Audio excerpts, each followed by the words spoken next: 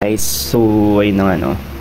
Ito yung pinaka-latest guide or update pagdating sa pag-top up nyo ng donation.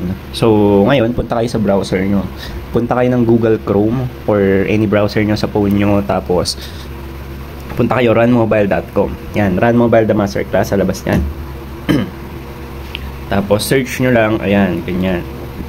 Lalabas yan dyan. Ayan. So before you enter website, please make sure na na yung website is walang parang random letters na naka-include or nakasama sa runmobile.com, kasi pwedeng nilalagyan yan ng mga scammers ng gumawa sila ng website, runmobile, kunyari runmobile, tas yung dulo ng runmobile sa .com is double E, di ba? So pagbukas nyo, parehas na parehas, di ba? Pero hindi dahil parehas yung website, does it mean na ano na yun, digit yon, no? So ngayon, i-double check nyo rin kung legit ba to. So ito lang naman yung legit na website, runmobile.com. Ngayon, punta kayo dito. So mayroon dyan game download, yung discussion, etc, etc. Dyan din yung Discord. So punta kayo dito, no? Ito, yan, nakikita nyo yung parang file na yan. Itong file sa baba, yung user panel. So may event, patch notes, download, ranking, user panel. Ngayon, i-click nyo dyan kung saang server kayo. Okay, masterclass ako. Ngayon, pag-click nyo, ayan, please log in your password, username. So, syempre ako, naka-ready na yung account ko. Yan.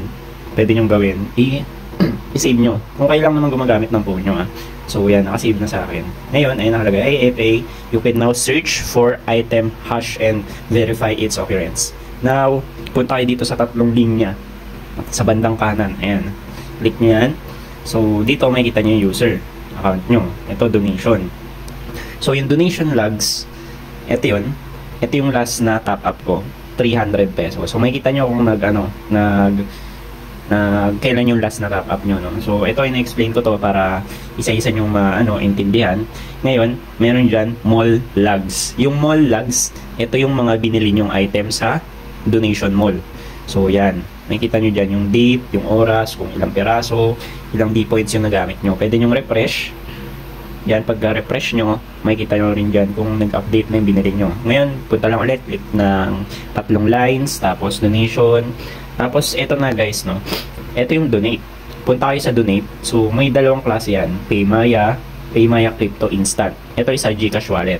Ngayon, GCash Wallet ang ituturo ko sa inyo. Click nyo yung e-wallet. Ngayon, may nakalagay dyan, important message, GCash message input. Yan. Nakikita nyo yung GCash nyo, lalagay nyo yung username nyo, okay? Again, username lang ang ilalagay nyo sa message. So, pag nag-send kayo ng message, username lang, wala na kayong ilalagay. Hindi rin blanco. Kasi pag blanco yan, kailangan nyo mag-ticket. Ngayon, ayan, di ba, may mga dyan, may mga guidance dyan. So, ito, donation, terms and condition. Ngayon, meron ditong tutorials. Kung nahihirapan kayo, andito yung tutorials namin. Andito yung sa akin, FA, kay Drew, kay Tanin. So, ayan. Tapos, ito yung terms and condition. Ayan, basahin nyo na lang yan. Ngayon, ito yung sunod. Ito, yung donate. Ayan. Ulitin ko. Ayan, pupunta kayo sa donate. So, same lang to sa mga tutorial na mababasa nyo. Pero, etong donate na to, dito nyo makikita yung updated na GCash number or barcode ng runmobile the masterclass. Now, open your GCash kapag ready na kayo. So, gawin nyo ito, yan nyo, scan nyo, or pwede nyo gawin is screenshot nyo. So, kung isa lang phone nyo gamit, pwede naman kayo mag-dual up, pero make sure na tama yung ini-input nyo. So, ito, again guys, palagi kayong pupunta dito sa donate, yung may steps na nakalagay. Bakit? Kasi kahit alam nyo na yung steps, pag mali yung nasendan nyo, kasi pwedeng full na yung pagsisendan nyo ng GCash, kaya pinapalitan nila. So, ganun lang kasimple. Huwag nyo sabihin na, ay, scammer to, na wala yung dating number. So, hindi ganun yun. May limit po ang GCash. So, kung magkano lang makakuha magkano lang limit nila, ganun yung mangyayari. Okay? So, ganun ang gagawin natin, guys, no? Pagdating dito, scan nyo, tapos, yan yung gagamitin nyo. Kung ano yung nakalagay dito, yun yung i-scan nyo. Now, pagpunta nyo dito, meron step 5. Ayun, if you still haven't got your D points, you can open up a ticket here. So, dyan kayo maglalagay ng ticket. May fill upan kayong details, so hindi ko na-emphasize yan. Dyan nyo ilalagay yung details ng mga hindi nyo nakuhang D points. Now, punta na tayo sa, ito pala, last 6. 8 a.m. and 10 p.m. Process manually each day between 8 a.m. and 10 p.m. Any donation after 10 p.m. will be processed the following day starting at 8 a.m. So, kung nag-process ka ng 8:01, ipaprocess na nila yon. Kung nag-process ka ng 9 a.m., ipaprocess na nila yon. Kung nag-process ka ng 9:59, ipaprocess nila yon. So, pag 10 p.m. onwards, ka nag-top up, kinabukasan na yon, ipaprocess ng Run Mobile. Bakit? Nakalagay na dyan, the following day. So, aantayin nyo siya. Huwag na muna kayo magsisend ng ticket hanggat hindi nyo na-receive ng kinabukasan. Kasi parang mapa-flood nyo yung developers nyan, di ba? Siyempre, may mga tao din sila na nag-aasikaso nyan. So, ngayon, yun lang gagawin nyo. Ngayon, punta na tayo sa GCash, no? Pagpunta natin ng GCash, eto na. So, ayun nga guys, no? Nandito na ako sa GCash. So, gagawin nyo lang naman, i-scan nyo yung barcode. Pag na-scan nyo, lalabas na dito. So, ngayon, ito yung gagawin ko. Mag-tatap up ako ng, so for example, 60 pesos. So, yan. Lagay nyo yung username nyo. Okay? Again, username, FA. Ayan yung username ko. So, bago nyo i-send or i-next, make sure na meron kayong username. So, pag wala, punta kayo sa step number 5 dun sa donate, mag-send kayo ng ticket number. Or basahin ticket, napipill upan pala. So, yun guys, no? Next, now, confirm.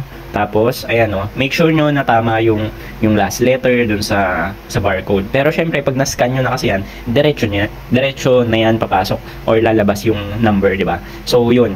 Basta kailangan nyo lang, scan nyo lang para mas madali, no? Yan, send.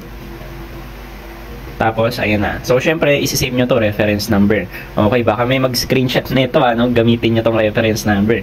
Kitang-kita na sa channel ko, Baka, i-ano nyo pa to, i-duplicate nyo to, yung mga makukulit dyan. Bine-verify na yan, guys, no? So, speaking, kung magtatangka kang maggamit ng ganito, kunyari, nag-send ka na, kayang-kaya na lang i-verify yun, no? So, kung gusto mong gawin to, good luck na lang kasi pwede kang maban. Okay? So, ganun lang yun, guys, no? Pagkatapos nito, punta ka na sa mall, tapos antayin mo na pumasok yung D-points mo. Okay, guys. So, dito nyo siya makikita, no? Kapag nag-top up kayo, syempre antayin nyo. So, huwag kayo magmadali na kapag nag-top up kayo, papasok agad within 1 minute. Antay kayo 30 minutes or 1 hour, depende yun sa nakapila kasi hindi natin alam kung gaano karami yung nag-top up simula kagabi or simula 10 PM onwards kasi nag-top up ako ngayong umaga, 'di ba? So, antayin natin. Baka may pila, 'di ba? So, pinaprocess nila yon. So, napapagod din yung tao, no? Diba? Antayin na lang natin kung anong oras na mapaprocess. So, eto na yun. Punta kayo donation logs. Tapos, ang gawin nyo, refresh nyo lang kapag wala pa. So, makikita nyo naman dyan yung date. Pero, advice ko sa lahat, bago kayo gusto nyo bumili ng rosa, bago kayo bumili ng rosary or anuman sa mall, donation mall, make sure na before the day mag-top up na kayo. Mas maganda 3 days or 2 days before kasi hindi natin alam kung gaano kahaba yung pila kasi nga through GCash yun and bine-verify nila. So yun, pagkadating dito, check nyo dyan, papasok dyan. Ito na yung 60. Ngayon punta tayo sa mall. Ayan, may terms and condition, accept nyo yan. Tapos, ayan, bili na kayo kung anong gusto nyong gawin. So, yan, minsan nag-sale sila, no? So, may kita nyo dito magkano yung mga D-points, equivalent niya pag binili nyo. So, ako, kailangan ko ng isang bend card. So, bibili ako ng isa nyan. Ayan, nabili ko na. Tapos, nabawasan ako ng 30, no? So, bibili ako ngayon ng isa pang XP earring. So, lalagay nyo dyan isang piraso kung ilang bibili nyo. So, yan. Nalabas dyan, okay, nabili nyo na. So, ganun lang. Okay, punta kayo ngayon sa account nyo. Or kung gusto nyo ma-check kung pumasok nyo. Dito yon sa mall logs. Ayan. 30.27 binili ko. Andito na siya. So, makikita nyo dito kung ano yung mga pinagbibili nyo. Okay, refresh lang pag hindi nyo pa nakita. And, don't forget to sign out kung nakitap up lang kayo sa ibang cellphone, no? Okay, so yun lang guys, no? Punta na tayo sa character para makita natin yung result na pumasok na sa email natin.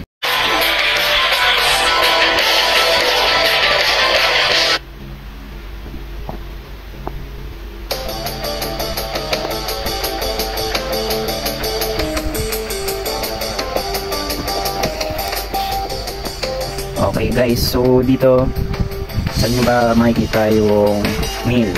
Punta kayo dito sa map, sa taas, yung 3 dots, click nyo yan, and click nyo yung mail.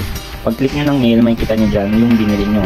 Okay, itong Rosa, tapos, XP ring pala yung binili ko, tapos itong Ben card. Now, itong Ben card, i-claim ko yan, ito, i-claim ko din siya. So far ngayon, walang nakalagay kung kailan siya mag-expire or kung may expiration yung mail. Pero ayun na nga, eto na siya. Ngayon, eto na. Ayan. Dito na siya makukuha. Okay, so yan guys, no? Yan yung mga binili ko. So ito yung isa. Kung just example magkaroon ng bug, report nyo lang sa Red Mobile doon sa may ticket, no? Kung pumasok, halimbawa pumasok sa D-Points pero sa account or hindi. So yun guys, no? Sa mga ibang question, kung may question kayo, tanong lang sa comment, and good luck. See you in game kung magkikita-kita tayo, no? So ayun, hoping na makapagpa-level kayo ng maayos mga susunod na araw. Okay, good luck, happy leveling.